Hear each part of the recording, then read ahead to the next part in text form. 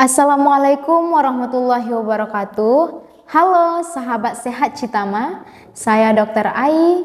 Pada kesempatan kali ini saya akan menceritakan apa sih yang disebut dengan hipertensi dan bagaimana cara kita mengetahui gejala hipertensi tersebut. Simak baik-baik video ini sampai habis ya.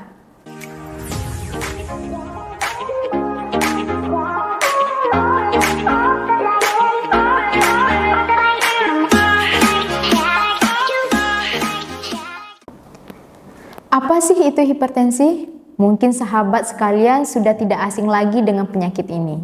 Nah, hipertensi itu sendiri adalah suatu keadaan seseorang yang mengalami peningkatan tekanan darah di atas normal, biasanya ditandai dengan tekanan darah sistolik di atas 140 mm air raksa dan tekanan diastolik di atas 90 mm air raksa. Dan apa itu sistolik dan diastolik? Nah, sistolik itu adalah tekanan saat jantung memompa darah ke seluruh tubuh. Sedangkan diastolik adalah tekanan saat jantung berelaksasi sebelum kembali memompa darah. Setelah saya menjelaskan tentang apa itu hipertensi, saya akan menjelaskan juga penyebab dan faktor yang menimbulkan hipertensi tersebut. Ada beberapa penyebab hipertensi yang harus sahabat tahu loh. Hipertensi itu terbagi ke dalam hipertensi primer dan hipertensi sekunder. Hipertensi primer tidak diketahui penyebabnya dengan pasti. Hipertensi ini dialami 90% oleh penderita hipertensi. Ada beberapa faktor yang diduga berkaitan dengan berkembangnya hipertensi primer ini, yaitu faktor genetik. Jadi, bagi sahabat yang memiliki riwayat keturunan hipertensi, maka harus lebih berhati-hati lagi. Kemudian kebiasaan merokok, obesitas, dan wanita yang sudah memasuki masa-masa menopause. Sedangkan hipertensi sekunder adalah hipertensi dengan penyebabnya sangat jelas. Contohnya seperti penyakit ginjal kronik, perubahan hormon seperti kehamilan, adanya mengkonsumsi obat-obatan, dan lain-lain sebagainya. Banyak nih pasien yang menanyakan apa saja sih gejala yang ditimbulkan oleh hipertensi ini? Nah, gejala yang ditimbulkan dari hipertensi itu beraneka ragam. Jadi, kita harus cermat dan bijak dalam mengenali gejala hipertensi tersebut. Nah, gejala hipertensi itu ada yang sakit kepala, jantung berdebar-debar, rasa nyeri di dada, mudah lelah, dan terkadang disertai dengan rasa gelisah. Selama saya praktek, banyak pasien yang saya temui di klinik mengeluhkan nyeri kepala dan jantung berdebar-debar. Namun, ada juga nih pasien datang dengan tanpa menunjukkan gejala apapun. Biasanya ini disebut dengan silent killer atau penyakit yang membunuh secara diam-diam. Hal ini karena penderita hipertensi umumnya tidak mengalami gejala apapun sampai tekanan darahnya sudah terlalu tinggi dan menyebabkan komplikasi.